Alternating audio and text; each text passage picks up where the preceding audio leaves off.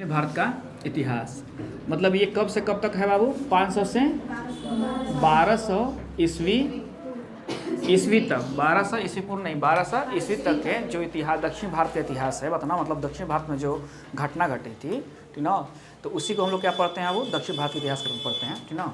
देखिए, और आप लोग वो जान चुके हैं कि दक्षिण भारत के इतिहास में हम लोग पल्लव वंश के और चोल वंश के बारे में हम लोग जान चुके हैं, ठीक ना। देखिए, सबसे हम एक बात आप लोग बता रहे हैं कि हरदम हम बता रहे हैं कि आप लोग थोड़ा सा मैप पर समझिए, इसको मैप पर समझिए तो ज़्यादा बेटर रहता है, ठीक ना। देखिए, ये जो है हम लोग आज जो पढ़ेंगे, क्या पढ़ेंगे? चालुक्य वंश के बारे में पढ़ेंगे। और आप लोग ये भी जानते हैं कि चालुक्य वंश एक वो नहीं था, 3 गो शाखाएँ थी इसका, नहीं।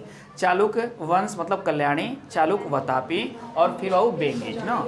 और ये देखिए, कल्याणी, वातापी और बेंगी, ये नाम कैसे है बाबू? ये जगह का नाम है। कल्याणी क्या है? जगह का नाम है। वातापी क्या है? जगह का नाम है। बेंगी क्या है? जगह का नाम है। समझ ना बात? तो अब देखिए बाबू क्या है कि देखो, यही ना दक्षिण भारत है, देख रहे हो ना बात? ये क्या है? दक्षिण भारत है। तो आप लोग पढ़े थे क्या कि देखिए, यहाँ थे कौन? मतलब इस भाग में कल्याणी थे। कौन थे? कल्याणी थे। समझे ना बात? इस भाग में कौन थे बाबू? कल्याणी थे। मतलब चालुक्य कल्याणी जो थे यहाँ राज कर रहे थे, बात ना। अब ये कर्नाटक क्षेत्र है, नहीं, ये कर्नाटक क्षेत्र है। और यहाँ कौन कर रहे थे? नहीं, ये जो ये क्षेत्र है, अभी हम लोग पढ़ रहे हैं किसके बारे में? चालुक्य वंश के बारे में पढ़ रहे हैं, ठीक ना। वो हम लोग जो कल हम लोग पढ़ रहे थे, वो पूरे वंश कौन कौन दक्षिण भारतीय वंश है उनके स्थिति के बारे में हम लोग देखे थे।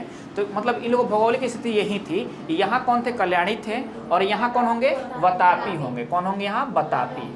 मतलब ये कौन क्षेत्र था वातापी वाला बाबू? तो कर्नाटक क्षेत्र पड़ रहा है, नहीं। और ये क्षेत्र बाबू क्या है कि नर्मदा और कावेरी के बीच में, तो कौन है ये? आंध्रा क्षेत्र है। ये कौन क्षेत्र है? ये आंध्रा क्षेत्र है ना। तो इस क्षेत्र में वो कौन थे लोग? यहाँ से जो ये क्षेत्र था, यहाँ थे लोग बेंगी, यहाँ थे लोग बेंगी, पता ना। अब हम देखते हैं वो क्या कि चालुक्य वंश कल्याणी, इसका नाम क्या है? चालुक्य वंश कल्याणी। तो जाहिर सी बात है, ये कल्याणी मतलब ये महाराष्ट्र वाले क्षेत्र पर जो राज कर रहे थे, ठीक ना। अब ये क्या होता है कि इसका संस्थापक कौन होता है? वो तैलप द्वितीय होता है। मतलब ये जो वंश है ना, इसका जो संस्थापक यहाँ जो कल्याणी है, इसका संस्थापक कौन होता है? तैलप द्वितीय होता है, समझे ना। फिर हम लोग आएंगे वहाँ भी। देखिए, राजधानी कहाँ बनाता है? ये मानेखेट बनाता है। कहाँ बनाता है? मानेखेट। तो अभी आप बोले क्या सर, हम अभी आप लोगों से बोले कि कल्याणी भी राजधानी ही है इसका, अब मानेखेट भी राजधानी है। तो ये प्रथम राजधानी से मानेखेट है। धीरे धीरे लोग अपना साम्राज्य विस्तार कर रहे हैं, समझे ना बात। तो उधर से क्या आ जाएगा? वो कर्नाटक के क्षेत्र में ही आ जाएंगे, ठीक ना। तो देखिए, तो सबसे प्रतापी शासक कौन हुआ इसमें? विक्रमादित्य चतुर्थ, मतलब छठवां विक्रमादित्य, ठीक ना। तो ये छठवां विक्रमादित्य जो हुआ बाबू, तो ये मतलब क्या हुआ? इसका सबसे प्रतापी शासक हुआ। तो पूछेगा क्या कि चालुक्य वंश का सबसे, चालुक्य वंश कल्याणी, देखिए इसमें राजधानी आपसे नहीं पूछेगा। या ये पूछ सकता है कि चालुक्य वंश का जो कल्याणी का जो है बात ना, इसकी नई राजधानी कहाँ थी? बताइए, पुरानी राजधानी कहाँ थी? तो मानेखेट थी। ये नई राजधानी है इसकी। कल्याणी का क्या है बाबू? ये नई राजधानी है, ठीक ना। इसका सबसे प्रतापी शासक कौन था? तो विक्रमादित्य मतलब षष्ठम था, नहीं, तो यही था वो, मतलब छठा विक्रमादित्य था ये, ठीक ना। ध्यान रखिए आप लोग। अब ये क्या है कि सोमेश्वर प्रथम, अब देखिए अभी क्या है बाबू? मानेखेट राजधानी है और यहाँ लिखा है कल्याणी। तो इसको किसने बनाया था? कोई राजा ही इसका बनाया होगा। तो सोमेश्वर प्रथम ने मानेखेट से राजधानी कहाँ बना दी? कल्याणी। और ये कहाँ है? कर्नाटक क्षेत्र में। जाहिर सी बात है बाबू कि कोई राज बाबू स्थापना होते होते विस्तृत नहीं हो जाता है, धीरे धीरे वो क्या होता है? विस्तार, मतलब विस्तृत रूप लेता है। तो वैसे ही ये लोग राज स्थापित हुआ तो विस्तृत हो गया। जब विस्तृत, जब बड़ा राज हो जाएगा तो राजधानी क्या होती है? सेंटर होती है, जहाँ से वो पूरे क्षेत्र उसका क्या हो सके? संचालित हो सके, समझ ना बात। तो अब इन लोगों को लगा कि भाई पहले मानेखेट थी, अब बाबू राज विस्तार हो चुका है, बड़ा राज हो चुका है, तो इसको बाबू मतलब यहाँ कहाँ से बढ़िया से इस पर शासन किया जा सकता है। इसीलिए मानेखेट के बाद बाबू क्या हुआ? कल्याणी कोई लोग राजधानी बनाया। तो कौन बनाया था? सोमेश्वर प्रथम ने। अब ये बिलहड़ एवं बिगानेश्वर, ये दो एकदम याद रखिएगा, बिलहड़ एवं बिगानेश्वर। पूछता है क्या कि बिलहड़ किसके राज कवि था? तो विक्रमादित्य बाबू मतलब छठा का ये क्या था? राज कवि था, मतलब दरबारी कवि था ना। तो बिलहड़ और विज्ञानेश्वर ना, दो गो आ रहे हैं। देखिए, अब एक बात समझिए, ये दरबारी कवि थे तो ये अब मतलब वहाँ के कवि थे तो कुछ लिखे होंगे लोग, दिख रहे हैं ना, सब कवि कुछ ना कुछ लिखे हैं, लिखे है ना। तो ये लोग लिखे हैं, तो विज्ञानेश्वर लिखे हैं मिताक्षरा। क्या लिखे हैं? मिताक्षरा। मिताक्षरा है क्या, तो हिंदू विधि ग्रंथ है। हिंदू विधि ग्रंथ मतलब नियम, हिंदू मतलब विधि मीन्स क्या होता है, अभी संविधान पढ़ते हो ना तो यही विधि है, नियम मतलब हिंदू धर्म का नियम के प्रति के लिए, वो नियम के लिए इन्होंने लिखा था। याज्ञवल्क्य पर इन्होंने टीका लिखा था, इसको क्या मतलब भाष्य लिखा था इसमें, बतना देखो बाबू। तो पूछेगा कि मिताक्षरा किसने लिखा था, तो विज्ञानेश्वर ने लिखा था। मिताक्षरा किससे संबंधित है, तो हिंदू विधि से संबंधित है, हिंदुओं के नियम से संबंधित है, समझे ना बात। अब देखिए विधि मीन्स नियम ही होता है ना। अब ये विक्रमांक देव चरित्र, जाहिर सी बात है कि जिसके दरबार में लोग रहेंगे उसी का गुण गाएंगे ये लोग। तो देखो तो विक्रमांक देव चरित्र पटना का निर्माण किसने किया था, तो बिल्हण ने किया था। इसमें क्या है कि ये जो विक्रमादित्य छठा है, इसके जीवन के बारे में मतलब प्रकाश डाले, इस पर मतलब वर्णन किए हैं, इसके बारे में लिखे हैं, समझे ना बात।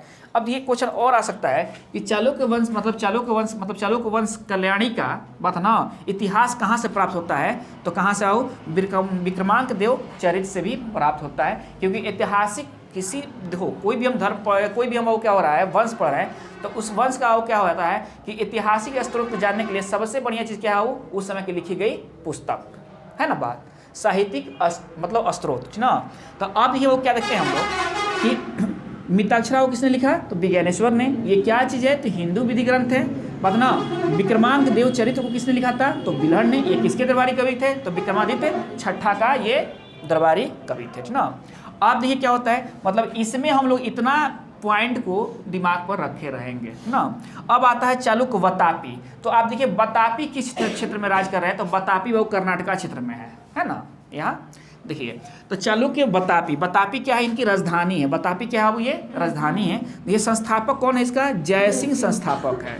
कौन संस्थापक है इसका, जयसिंह। राजधानी कहाँ है, वतापी है, बीजापुर के निकट ना।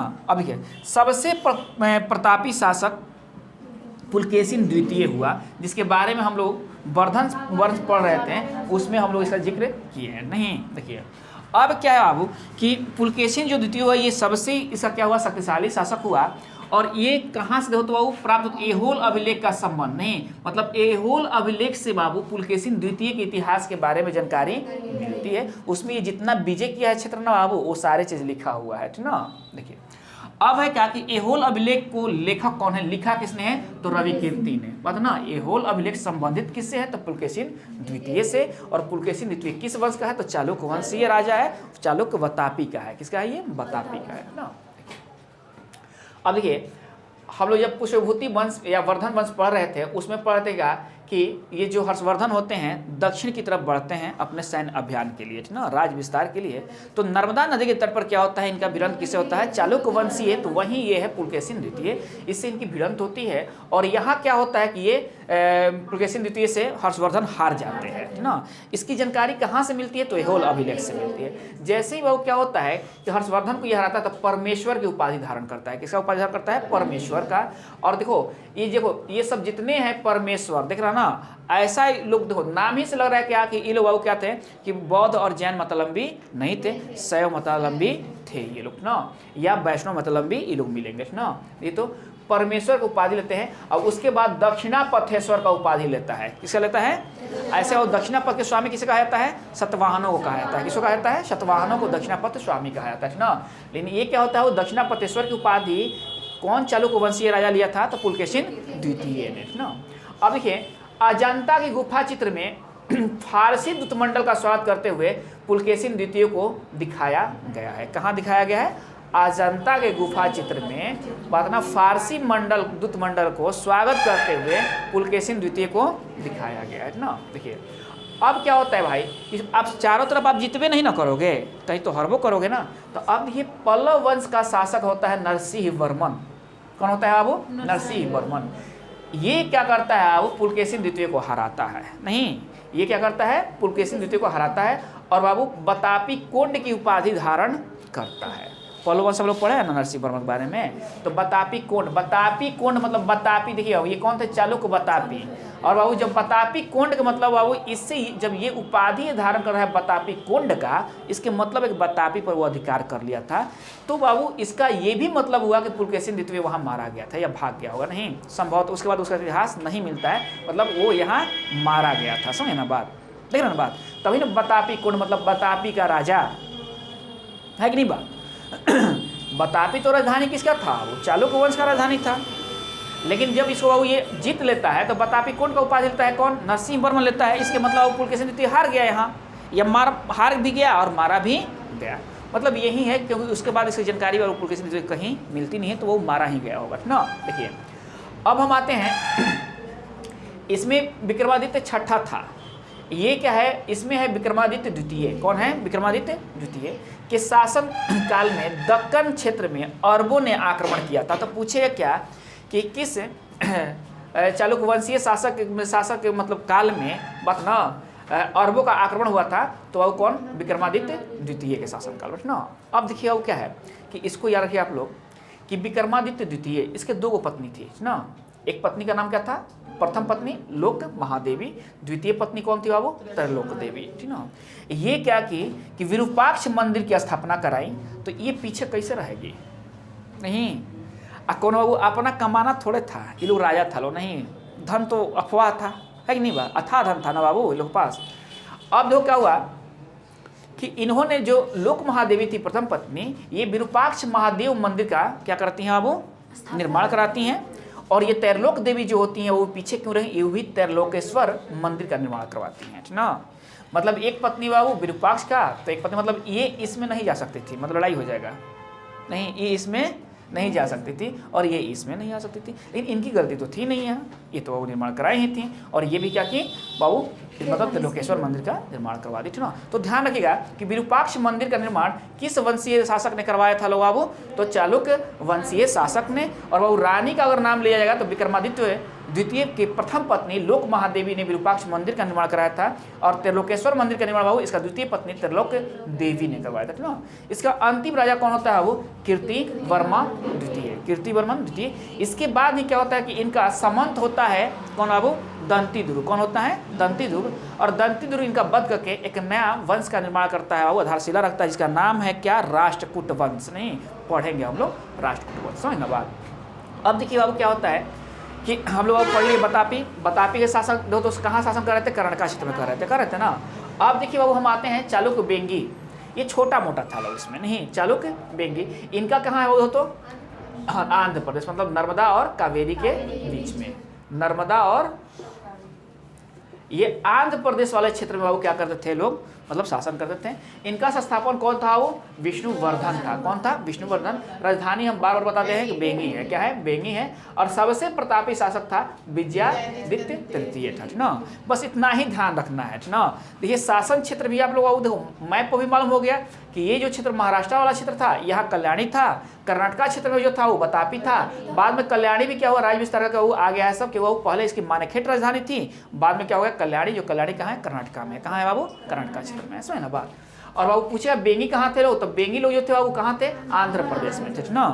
तो ऐसे आपको बाबू एक मैप तैयार हो जाएगा आपके दिमाग में, और धीरे धीरे आपको बाबू क्या होगा, याद हो जाएगा। नहीं इसमें हम लोग कल्याण, देखिए पुलकेशिन द्वितीय से क्वेश्चन बहुत होता है, नहीं तो पुलकेशिन द्वितीय को कहाँ हम लोग पढ़े हैं, बतापी में पढ़े हैं। कहाँ पढ़े हैं, बतापी में पढ़े हैं। चालुक्य वंश का है, बतापी में पढ़े हैं हम लोग ना।